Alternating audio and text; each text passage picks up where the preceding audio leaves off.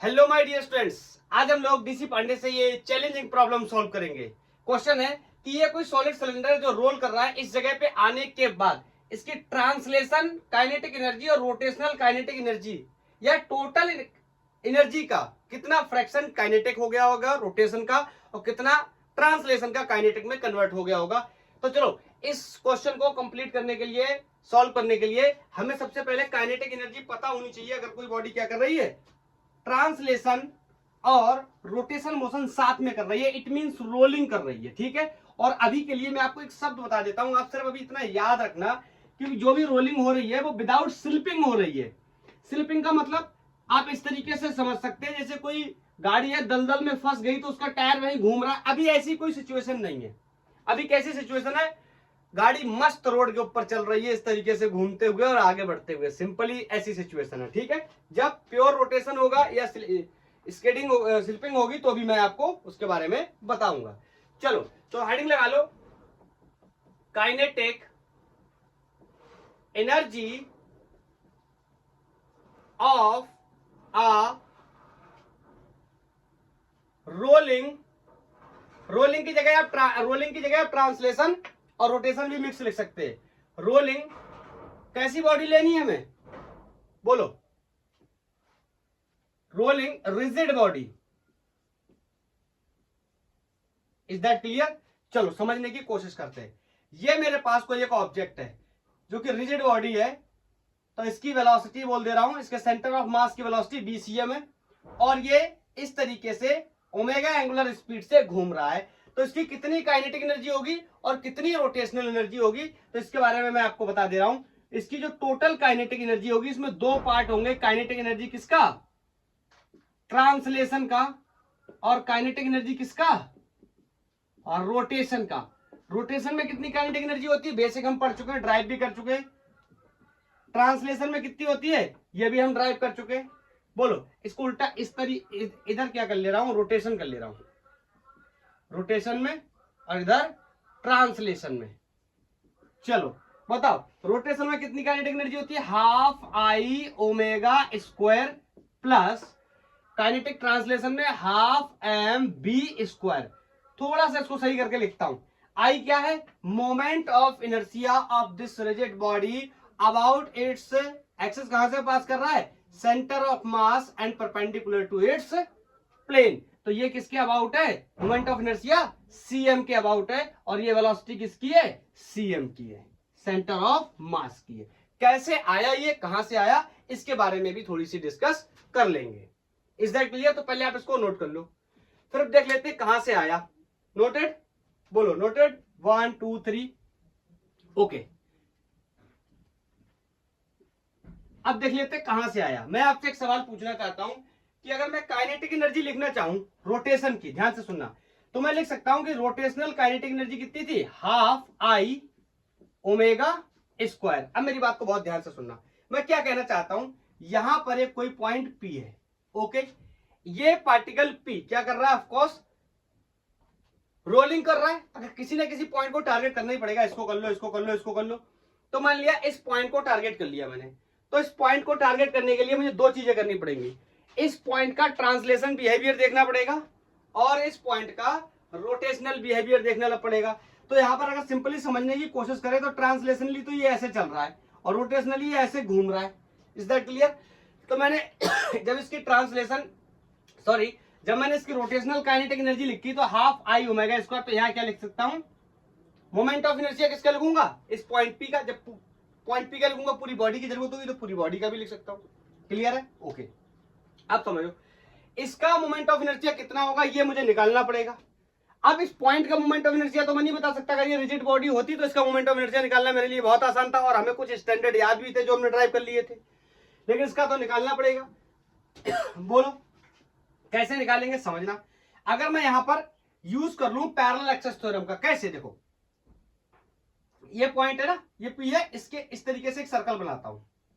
ठीक है, इसको मैं बाहर निकाल लेता हूं लाइक दिस। ये पॉइंट पी लेफ्ट से यहां पर है, ठीक है, ये रेडियस लेफ्ट से इसका कोई आर हो गया।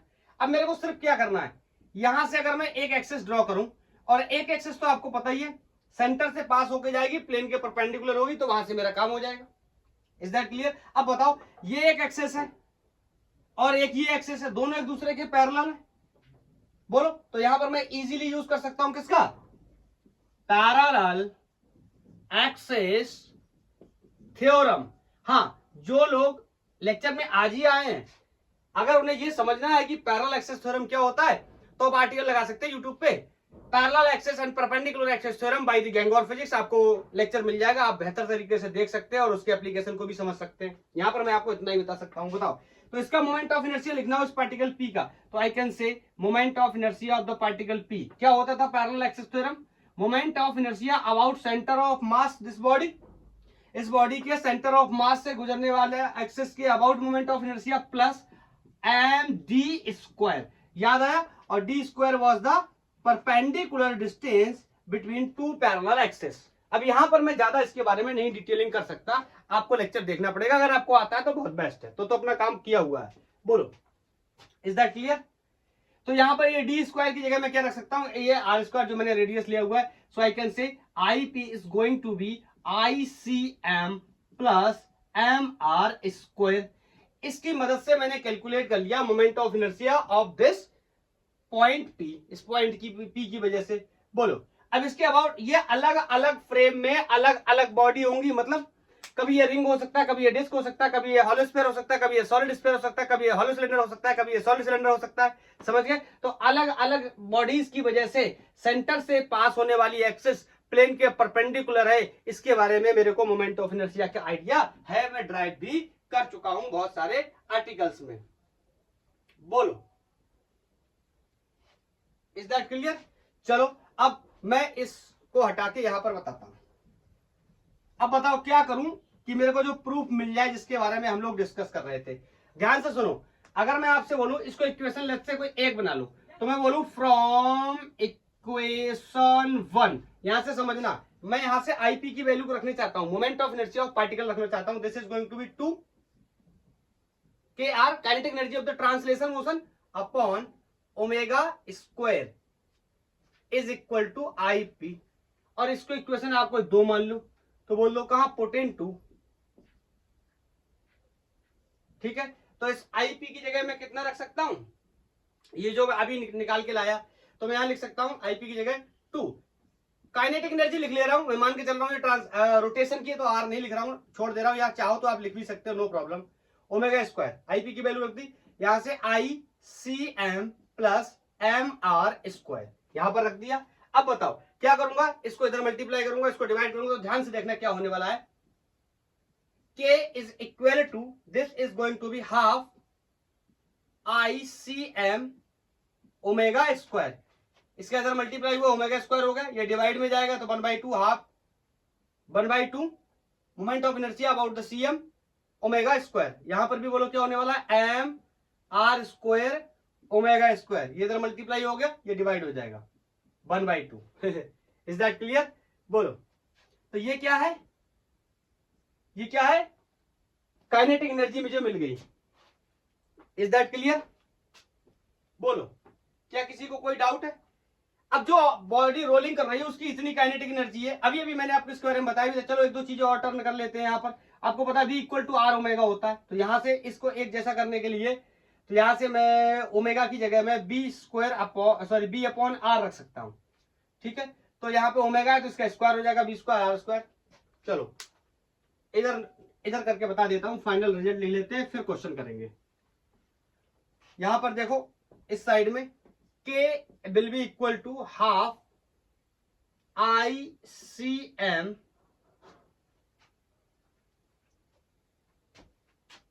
प्लस, नहीं इसको ऐसा नहीं करना चाहिए था, इसको सिंपली ये दिख तो रहा है V equal to are omega होता है ना, तो यहां से V लिख लो तभी एक जैसा हो जाएगा। तो यहां कितना हो जाएगा? B square.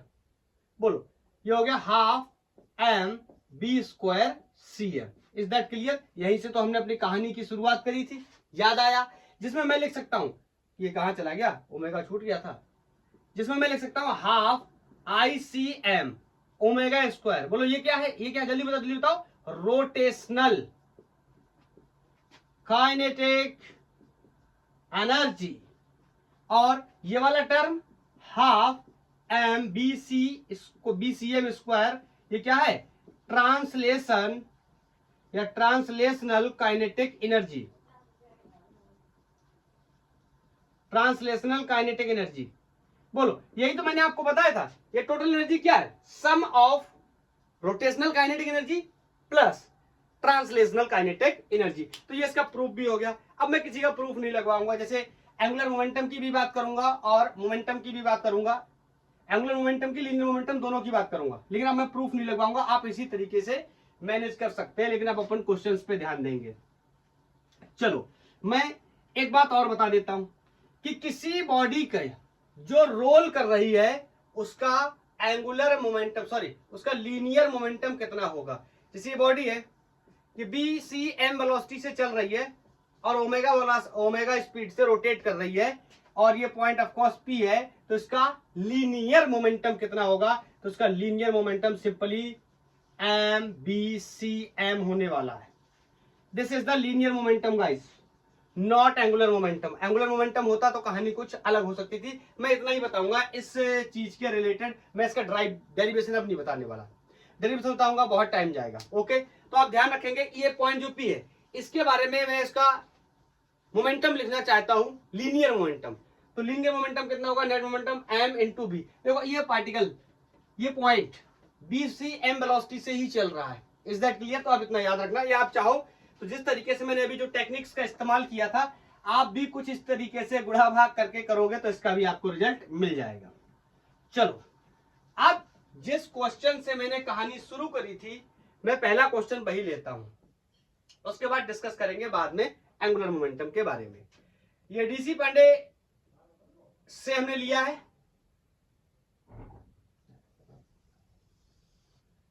ये कोई सिलेंड्रिकल शेप का सिस्टम है अपना, और यहां से ये कोई सॉलिड सिलेंडर है।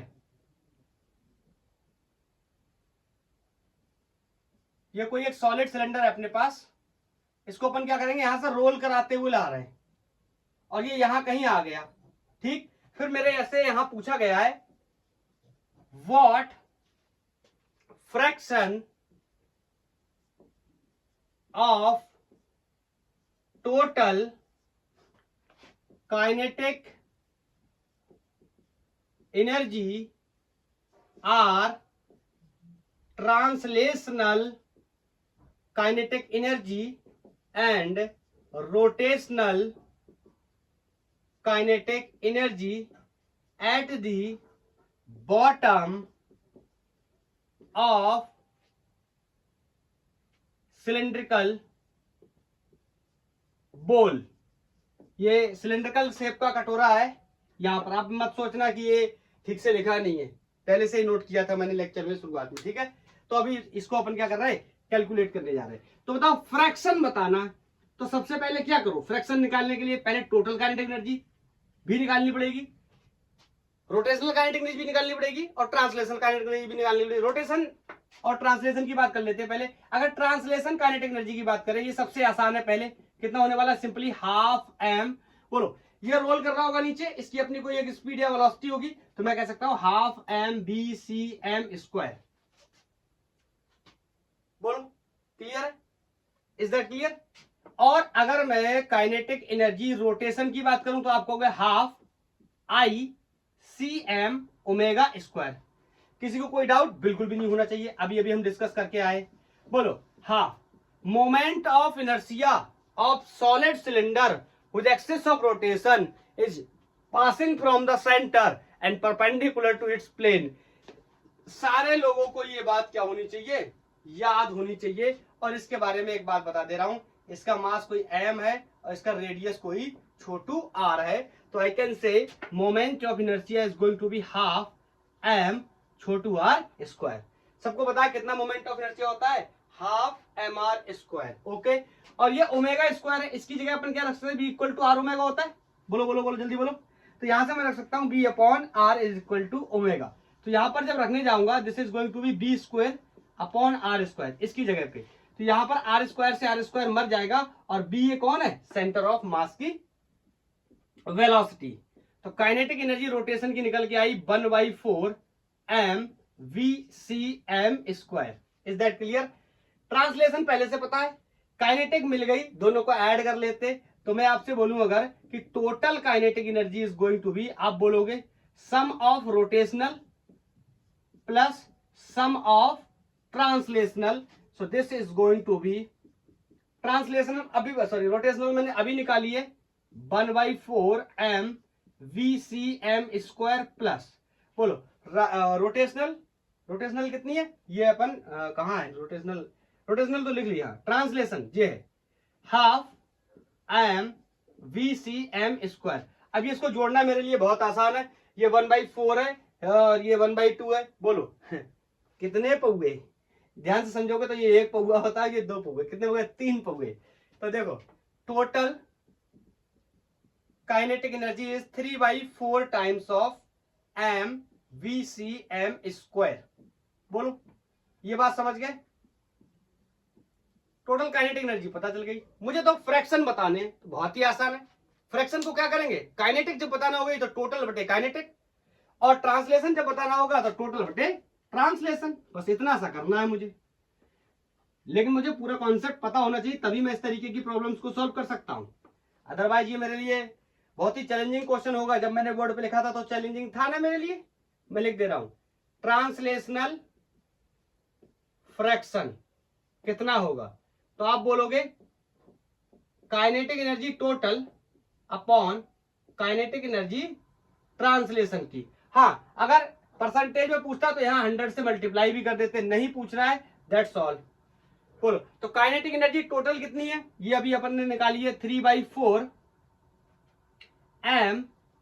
MVCm², और ट्रांसलेशन की काइनेटिक एनर्जी कितनी थी 1/2 MVCm²। ये कहां से लाया, पहले से डिस्कस कर चुके इसके बारे में इसी क्वेश्चन में। तो बोलो ये इससे मरेगा तो कितना बचेगा, बोलो बोलो बोलो, कह दो कि 1/3, कह दो कि 1/3, बोलो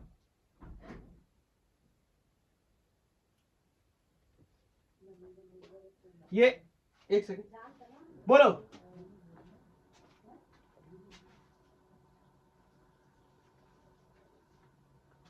ये इससे कैंसिल हो जाएगा तो कितना हो जाएगा, कितना पोर्शन आ गया 3/2। Is that clear? नहीं सॉरी उल्टा हो जाएगा, 2/3 होने वाला है। बोलो अगर ऐसे ही मेरे को ये मैंने निकाल लिया किसका, ट्रांसलेशन का, रोटेशन का निकालना है तो भी बहुत आसान है, लिख दूं क्या, रोटेशनल फ्रैक्शन कितना होगा काइनेटिक एनर्जी का, टोटल काइनेटिक एनर्जी अपॉन, बोलो बोलो बोलो, रोटेशनल काइनेटिक एनर्जी। टोटल कितनी थी 3/4 MVCm², बताओ। और रोटेशनल एनर्जी हमने निकाली कितनी थी, कितनी निकाली थी,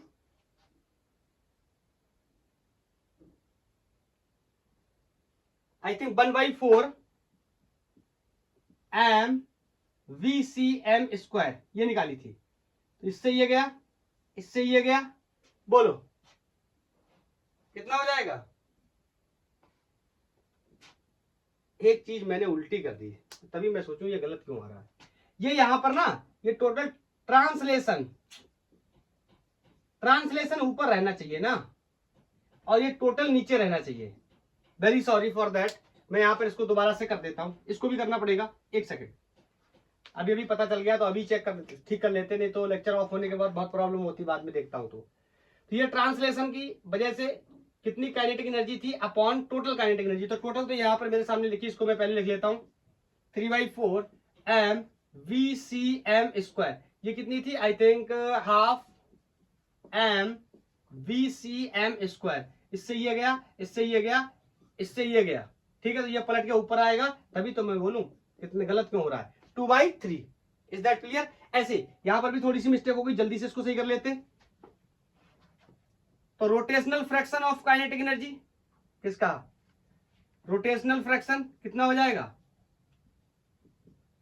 काइनेटिक एनर्जी बोलो किसकी, रोटेशन की, अपॉन काइनेटिक एनर्जी किसकी, टोटल। तो रोटेशन की काइनेटिक एनर्जी कितनी आई थी 1/4 mv² cm upon total is 3/4 upon mvcm²। इससे ये कैंसिल, इससे ये कैंसिल, ये 4 से 4 कैंसिल, आंसर इज 1/3। तो क्या समझ पाए किस तरीके से हमने काइनेटिक रोटेशनल काइनेटिक का फ्रैक्शन निकाला और ट्रांसलेशन काइनेटिक का फ्रैक्शन निकाला किस बॉडी का जो कि क्या कर रही है रोल कर रही है। और एक ये क्या थी एक रिजिड बॉडी थी और इसके बारे में मेरे को पहले से आइडिया था, this is the solid cylinder, मेरे को पहले से बताया गया था। क्या समझ पाए? चलो एक क्वेश्चन और ट्राई करते हैं and this question is from JEE 2017 and very interesting. ये क्वेश्चन एक बार नीट में भी पूछा गया और ये क्वेश्चन में हम एनर्जी कंजर्वेशन के कॉन्सेप्ट को लगा करके सॉल्व कर सकते हैं। कोई मेरे से अब यहां ये नहीं कह सकता कि सर एनर्जी कंजर्वेशन क्या है। हम लोग डिस्कस कर चुके हैं काइनेटिक रोलिंग मोशन में, रोटेशन मोशन में, ट्रांसलेशन मोशन में, हर जगह हम एनर्जी कंजर्वेशन का डिस्कस कर चुके हैं और मिला जुला के एक ही बात निकल के आती है, अगर कोई भी नॉन कंजर्वेटिव फोर्स मौजूद नहीं है तो हम एनर्जी को क्या कर सकते हैं कंजर्व कर सकते हैं। नॉन कंजर्वेटिव फोर्स कौन है? दो चार फोर्सेस के मैं नाम बता देता हूं, जैसे ड्रैग फोर्स या रेसिस्टेंस या सबसे मोटा मोटा फ्रिक्शन, सॉलिड फ्रिक्शन की भी बात कर सकते हैं हम, लिक्विड फ्रिक्शन, विस्कस फोर्स की भी बात कर सकते हैं। अगर ये सब मौजूद नहीं है तो हम एनर्जी को क्या कर सकते हैं कंजर्व। चलिए एक सवाल का एग्जाम्पल लेकर के समझते हैं। ये क्वेश्चन है जो कि नीट, ये जेईई 2007 और नीट 2017 दो बार आया हुआ प्रॉब्लम है। कह रहा है ये कोई एक बॉडी है जो यहां तक चढ़ जाती है, ठीक है, और इसकी ये जो वर्टिकल हाइट है, ये जो हाइट है, ये हाइट होनी चाहिए 3b² अपॉन 4g, ये इसकी हाइट है, ठीक है। ये यहां से चढ़ गया एंड ऑफ कोर्स मैं यहां मेंशन कर दे रहा हूं ये स्मूथ ट्रैक है, ठीक है, स्मूथ सरफेस है। आप समझ गए स्मूथ मैंने क्यों बोला, क्योंकि यहां पर फ्रिक्शन की मैं अवेलेबिलिटी शो नहीं कर रहा हूं, जिससे मैं क्या कर सकता हूं एनर्जी कंजर्वेशन जैसी चीजों की भी बात कर सकता हूं अगर मुझे जरूरत पड़ती है तो। बोलो, मेरे से पूछा जा रहा है दी ऑब्जेक्ट इज, बड़ा अच्छा क्वेश्चन है। Answer is ring, answer is solid cylinder, answer C is sphere, कैसा हॉलो, हॉलो स्फीयर, और एक डिस्क कर लेते हैं, डिस्क, ठीक है। बताइए कौन सा ऑब्जेक्ट है ये। तो देखो ये बात हम कैसे पता कर पाएंगे ये कौन सा ऑब्जेक्ट है, इसके लिए हमारे पास एक ही चीज हमें समझ आती है जिसका नाम क्या है, बोलो, मोमेंट ऑफ इनर्शिया। अगर मैं किसी भी तरीके से इस बॉडी का MOI मोमेंट ऑफ इनर्शिया निकाल लूं तो ये एक रिजिड बॉडी है, मैं इसको पहचान लूंगा। तो एक बार ट्राई करो, करके देखो। 1 2 3 हो गया। चलो डिस्कस करते हैं। अब मेरी बात को ध्यान से समझना। अब ये मेरे से मत बोलना सर एनर्जी कंजर्वेशन यहां क्यों यूज कर रहे हैं, काइनेटिक एनर्जी ट्रांसलेशन की और काइनेटिक एनर्जी रोटेशन की तो बात कर सकते हैं ना, उसके साथ साथ एनर्जी कंजर्वेशन का भी कॉम्बिनेशन बना लेते हैं, ठीक है। अब मेरी बात सुनना, क्या यहां पर कोई फ्रिक्शन है? Of course not. तो यहां कोई NCCF नॉन कंजर्वेटिव फोर्स नहीं है, तो क्या मैं एनर्जी कंजर्वेशन का यूज कर सकता हूं? बिल्कुल कर सकता हूं। तो मैं बोलने लगा, मैं लिख दे रहा हूं no NCFF, no non conservative force field, discuss कर चुका हूं। इट मींस हम कह सकते हैं क्या है, एनर्जी को क्या कर सकते हैं कंजर्व कर सकते हैं। मतलब total mechanical energy initial will be equal to total mechanical energy final. Mechanical energy में कितने पार्ट होंगे? ऑफ कोर्स काइनेटिक और पोटेंशियल तो होने ही वाले हैं, उसके साथ साथ एक और इंपॉर्टेंट बात है, बोलो क्या, ये ऑब्जेक्ट, ये रिजिड बॉडी मैं लिख दे रहा हूं यहां पर, रोल करते हुए चढ़ रहा है, इस तरीके से रोल करते हुए चढ़ रहा है। तो काइनेटिक के भी कितने पार्ट होंगे? दो पार्ट। कौन कौन से? ट्रांसलेशन काइनेटिक और रोटेशनल काइनेटिक। तो एनर्जी कंजर्वेशन लिखने गया तो बताओ, जब ये यहां से चलना शुरू करेगा यहां पर इसकी अपनी अपनी कोई ना कोई वेलोसिटी होगी, मैं बी बोल दे रहा हूं, यहां पर इसकी कोई ना कोई एंगुलर वेलोसिटी होगी, मैं ओमेगा बोल दे रहा हूं, और यहां पर जाके ये मान ले रहा हूं रुक गया, तो ये इसका final angular velocity, angular speed और ट्रांसलेशन स्पीड दोनों ही क्या हो गई, जीरो। और इतना करने में इतनी हाइट 3b² को क्या कर सका है, चढ़ चुका है। तो मैं बोल सकता हूं क्या, काइनेटिक कौन सी, रोटेशनल इनिशियल, काइनेटिक कौन सी, ट्रांसलेशन, समझ रहे हैं, इनिशियल प्लस बोलो पोटेंशियल एनर्जी, ग्रेविटेशनल पोटेंशियल की बात करेंगे, यहां पर अर्थ के रिस्पेक्ट में काम हो रहा है। बोलो फाइनल बात करूं तो काइनेटिक एनर्जी कौन सी, रोटेशनल, फाइनल काइनेटिक एनर्जी कौन सी, translation final, plus gravitational potential energy. अब समझते हैं कुछ चीजों के बारे में। मैं इसको रेफरेंस लेवल ले लेता हूं, बहुत बार मैं आपको बता चुका हूं, अगर मैं जहां चाहूं वहां रेफरेंस ले सकता हूं पोटेंशियल एनर्जी के लिए, तो ये क्या हो गया, जीरो। Is that clear. यहां जाकर ये रुक गया, इसका मतलब रोलिंग भी रुक गई और ट्रांसलेशन वेलोसिटी भी इसकी जीरो हो गई, तो इसकी फाइनल काइनेटिक एनर्जी दोनों ही पार्ट क्या हो गए, जीरो हो गए। चलो यहां पर आगे चल के मेंशन करते हैं और समझने की कोशिश करते हैं। अब इनिशियल रोटेशनल काइनेटिक एनर्जी को मैं लिख सकता हूं हाफ आई ओमेगा स्क्वायर। इसमें किसी को कोई भी डाउट नहीं होना चाहिए, translation kinetic energy sorry rotational kinetic energy इतनी होती है। अब बात करने चला मैं ट्रांसलेशन की, this is half M B square, बोलो इज इक्वल टू क्या, ये जीरो कौन बचा, ग्रेविटेशनल पोटेंशियल एनर्जी। इसकी वैल्यू कितनी होती है, एम जी एच, एच मेरे को यहां दिया है, अभी यहां से कॉपी कर लेंगे। तो आगे अब इसको अपन क्या करने चले, सॉल्व करने चले। हाँ, अब इन दोनों को एक जैसा कर सकते हैं तो हमारा काम हो जाएगा और हम इसको सॉल्व करने में इजीली सक्षम हो जाएंगे। मेरे को आई तो बताना ही है, और ओमेगा की जगह मैं इस कॉन्सेप्ट का यूज कर सकता हूं, V equal to are omega, so I can write omega equal to b upon r. ऐसा मैं इसलिए कर रहा हूं ताकि इसको भी बी और इसको भी बी के टर्म में कन्वर्ट कर लूंगा और आई यहां से मैं निकालने में सफल हो जाऊंगा। तो यहां लिखने चला मैं हाफ आई ओमेगा की जगह में रख सकता हूं बी बाई आर, और स्क्वायर है so I can say B square by R square. बोलो क्लियर है, प्लस इसको तो ऐसे ही लिख सकते हैं हाफ एम बी स्क्वायर। बोलो इधर का नोट कर लिया, इधर हटा देता हूं।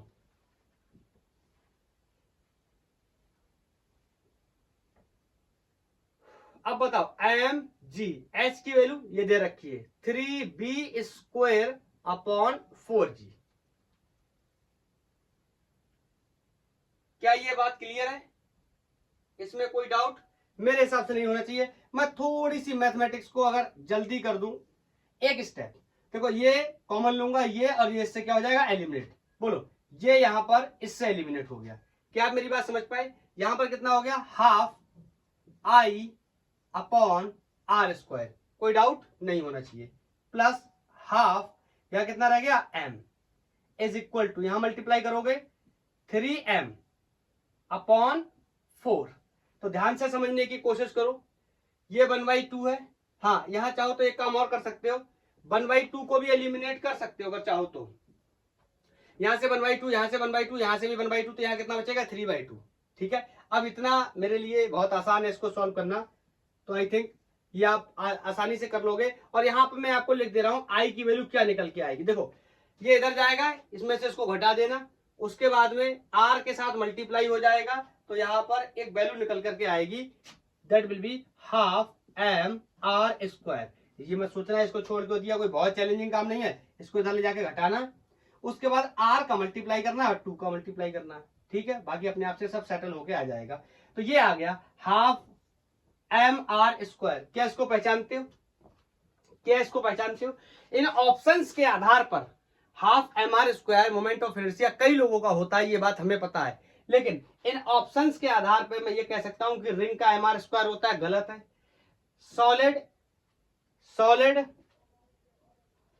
स्फीयर होना चाहिए था, नहीं तो सिलेंडर का 2 ऑप्शन मैच कर जाएंगे इसमें। इसको सॉलिड स्फीयर कर लो, सॉलिड स्फीयर। ठीक है, तो ये भी नहीं होता, पता है इसका कितना होता है। हॉलो स्फीयर ये भी नहीं होता, इसका भी पता है। कौन बचा? डिस्क। मतलब ये जो बॉडी रोल करके कहां जा रही है? ऊपर की तरफ जा रही है। ये बॉडी एक्चुअली में कौन है? तो हम बोलेंगे ये बॉडी डिस्क है।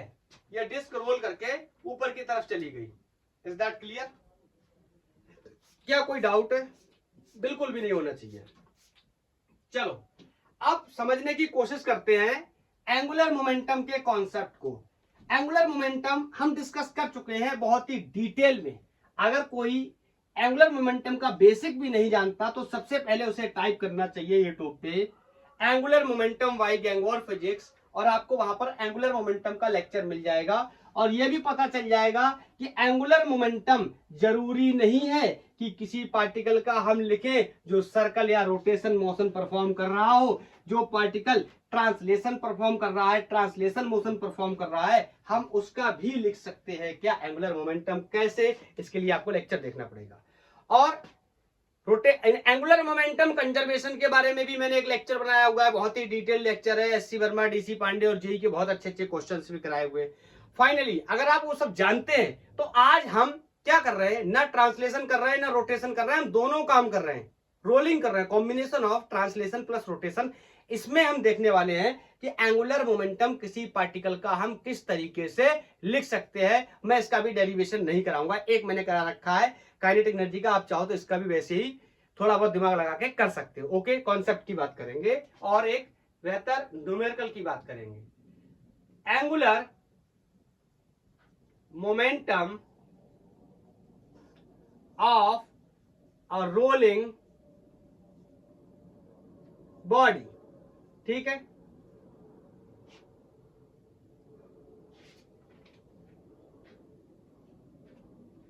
या रोलिंग रिजिड बॉडी भी लिख सकते हो, ठीक। अब समझना मेरी बात को बहुत ध्यान से।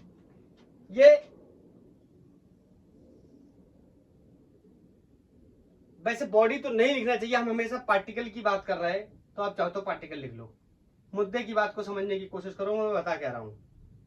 ये इसका यहां पे ये पार्टिकल कोई पी है, और मेरे से कहा जाए कि इस पार्टिकल का कितना एंगुलर मोमेंटम होगा, क्या ये बात आप बता सकते हो? या रुको, पार्टिकल छोड़ो, बॉडी की ही बात करते हैं। ये बॉडी है, इस तरीके से ये बॉडी चल रही है, इसकी वेलोसिटी bcm है और ये ओमेगा एंगुलर स्पीड से रोटेट कर रहा है। तो मेरे से पहला सवाल ये है कि कितना इसका एंगुलर मोमेंटम होगा। तो मैं बहुत बेसिक बात से आपको बताता हूं। एंगुलर मोमेंटम एक वेक्टर क्वांटिटी होती, तो टोटल एंगुलर मोमेंटम में दो पार्ट हो सकते हैं। मैं बोल सकता हूं कि angular momentum of rotational plus angular momentum of translation motion, दोनों की वजह से जो मोमेंटम पैदा हो रहा है, ये बेसिक थीम हो गई। इसका रिजल्ट कितना हो सकता है ये भी मैं आपको लिख के बता देता हूं कि टोटल एंगुलर मोमेंटम रोटेशन की वजह से, देखो रोटेशन की वजह से किसी बॉडी का एंगुलर मोमेंटम कितना होता है, रिजिड बॉडी का आई ओमेगा, ये बात मैं आपको पहले से बता चुका हूं, ड्राइव भी कर चुका हूं। मैं थोड़ा सा एक्सप्लेन कर देता हूं। देखो दोनों के लिए बता देता हूं। ये पार्टिकल है, सॉरी ये बॉडी है, तो इसके मास को मैं यहां सेंटर पे मान सकता हूं, यही तो हो गया ना। इस पूरे मास को मैंने यहां सेंटर पे मान लिया, जो कि क्या चल रहा है, VCM वेलोसिटी से चल रहा है। अब कोई ना कोई पॉइंट मानना पड़ेगा, तो मैं यहां लिख दे रहा हूं किस पॉइंट के अबाउट, ये पॉइंट मैंने यहां मान लिया O, इसके अबाउट, और ये डिस्टेंस मैंने क्या मान ली, या ये पोजीशन वेक्टर मैंने क्या मान लिया, R वेक्टर।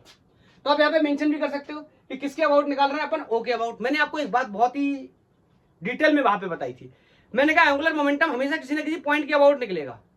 ट्रांसलेशन मोशन कर रहा है तो भी निकाल देंगे, रोटेशन कर रहा है तो भी निकालेंगे, लेकिन किसी न किसी पॉइंट के अबाउट निकालेंगे। जैसे टॉर्क हमेशा किसी एक्सेस के अबाउट निकालते हैं, उसी तरीके से एंगुलर मोमेंटम हमेशा किसी न किसी पॉइंट के अबाउट निकालेंगे। और मैंने इसके बारे में आपको बताया भी है। ये पॉइंट लेट से मैंने यहाँ कोई O ले लिया, ये डिस्टेंस मैंने R ले ली, तो इसको कैसे कैलकुलेट करेंगे, ये क्या कर रहा है, ट्रांसलेशन मोशन, ये ट्रांसलेशन मोशन कर रहा है। तो इसके लिए एंगुलर मोमेंटम को हम लिख सकते हैं क्या, R vector cross P vector, this can be also right R P sine theta, sine theta, या थोड़ा सा और भी चाहे तो इसको एक्सपोज कर सकते हैं। P is the linear momentum, this can be right MV sine theta, और थीटा क्या है, angle between velocity and position vector. तो वेलोसिटी वेक्टर और पोजीशन वेक्टर के बीच में मेरे को क्या लेना है, एंगल लेना है। Is that clear? इसमें किसी को कोई भी डाउट नहीं होना चाहिए। या इसको मैं वेक्टर में लिखना चाहूं तो यहाँ पर एक नीचे शायद विजुअल ना हो तो यहाँ लिख देता हूं, एम को बाहर कर लेता हूं। वेक्टर में लिखना चाहूं तो r vector cross p vector. ये क्या है, ये है क्या, ये एंगुलर मोमेंटम है। किसका? उस पार्टिकल का जो क्या कर रहा है, ट्रांसलेशन मोशन कर रहा है। या फिर बॉडी जब रोलिंग कर रही है तो हम क्या मान के चल रहे हैं, उस दौरान हम किस मोशन की बात कर रहे हैं, ट्रांसलेशन। रोटेशन के लिए बहुत ही आसान है, मेरे को पहले से पता है, आई ओमेगा इसकी वैल्यू होती है। ये बॉडी क्या कर रही है, इस बॉडी का मोशन को मैं तोड़ देता हूं, इस बॉडी के मोशन को मैं ऐसे तोड़ देता हूं। ये बॉडी इस तरह कुछ BCM वेलोसिटी से चल रही है, ठीक है। एक इफेक्ट कौन सा है, ट्रांसलेशन, सबको पता है। और दूसरा, ये किसी फिक्स एक्सेस ऑफ रोटेशन के अबाउट ओमेगा एंगुलर स्पीड से घूम रही है। तो इस दौरान इसका एंगुलर मोमेंटम अभी अभी मैंने लिखा आर वेक्टर क्रॉस एम ले लिया, तो यहां पर वेलोसिटी वेक्टर। और इसका एंगुलर मोमेंटम रिजिड बॉडी के लिए फिक्स वैल्यू होती है, अगर वेक्टर में इस्तेमाल करना चाहे तो कुछ इस तरह। Is that clear? और लेना क्या, इन दोनों का सम करना है। तो मैं इस बात को यहां पर मेंशन कर देता हूं। ये इतनी बेसिक मैथमेटिक्स को आप चाहो तो नोट कर लो, और चाहो तो मत नोट करो। क्यों? अगर आप पहले से देख चुके हो कि रोटेशनल मोशन में हम कैसे एंगुलर मोमेंटम को कैलकुलेट करते हैं, एक उस पार्टिकल के लिए जो ट्रांसलेशन मोशन कर रहा है, एक उस पार्टिकल के लिए जो सर्कुलर या रोटेशन मोशन कर रहा है, तो ये सब चीजें आपको पहले से पता होंगी। बस ये बात आप चाहो तो नोट कर सकते हो कि ट्रांसलेशन और रोटेशन दोनों के एंगुलर मोमेंटम का अगर मैं सम करूंगा तो इस बॉडी का मुझे क्या मिल जाएगा, नेट एंगुलर मोमेंटम मिल जाएगा। Is that clear? चलो अब इसका रिजल्ट भी मैं लिख देता हूं, ये हटा दूं। अब मैंने रिजल्ट भी लिख सकता हूं बहुत ही आसानी से। कैसे लिख सकता हूं, दोनों के बारे में मेरे को पहले से पता है कि ट्रांसलेशन में कितना होता है एंगुलर मोमेंटम किसी पार्टिकल का, और रोटेशन में कितना होता है, ये भी मैं लिख सकता हूं। तो बोलो ये होता है आई ओमेगा, चलो वेक्टर में ही लिखता हूं, ठीक। ये रोटेशनल मोशन में इतना किसी रिजिड बॉडी का हो गया, प्लस बोलो ट्रांसलेशन में कितना हो जाएगा, एम मास उस बॉडी का, पोजीशन वेक्टर का cross product with the velocity vector. कैसे सॉल्व करते हैं इसके बारे में भी मैं डिस्कस पहले से ही कर चुका हूं, बहुत कुछ सीख चुका है। रोलिंग पढ़ रहे हैं, रोलिंग ट्रांसलेशन इफेक्ट को कंप्लीट कर चुके हैं, रोटेशन इफेक्ट को भी कंप्लीट कर चुके हैं, ट्रांसलेशन और रोटेशनल मैकेनिक्स दोनों पढ़ चुके हैं, तभी तो कंबाइन करके पढ़ रहे हैं ना रोलिंग। और आप डायरेक्ट इस पे जंप कर गए तो प्रॉब्लम है, तो पहले से पीछे से पढ़ना होगा, ठीक है। बोलो, तो समझ गए ये बात? इस तरीके से हम क्या कर सकते हैं, कैलकुलेट कर सकते हैं। चलो अब मैं एक क्वेश्चन के माध्यम से बात करता हूं, हटाऊं कैसे हम कैलकुलेट करेंगे इसको। इसका डेरिवेशन देखो, मैं डेरिवेशन तो करवा सकता हूं, कोई प्रॉब्लम नहीं है, लेकिन फिर वही बात है, टाइम कंज्यूम होगा। मैंने एक करा दिया काइनेटिक एनर्जी का, आप चाहो तो इसमें भी यहां से इस तरीके से, सुनो मैं थोड़ा सा हिंट कर दे रहा हूं, ये पॉइंट है तो यहां पर इस तरीके से पोजीशन वेक्टर बना लेना, ये आर मान लेना, ये कोई R1 हो जाएगा तो उनको वेक्टर फॉर्म में लिख देना। और हर एक पार्टिकल की वेलोसिटी निकालनी पड़ेगी। रिलेटिव वेलोसिटी कैसे निकालेंगे ये मैंने आपको पहले लेक्चर में सिखाया है, रोलिंग मोशन फर्स्ट में, ओके, तो वहां से निकाल सकते। मैं यहाँ पर ज्यादा डिस्कस नहीं करना चाहता, हम मुद्दे की बात ये कि हमारा प्रॉब्लम कैसे सॉल्व होगा उसके बारे में बात करना चाहता हूं मैं।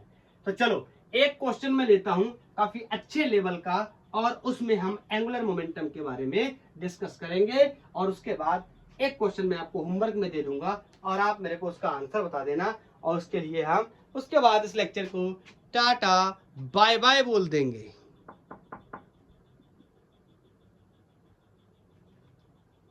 चलो लिखते हैं क्वेश्चन। मेरे पास है कोई सॉलिड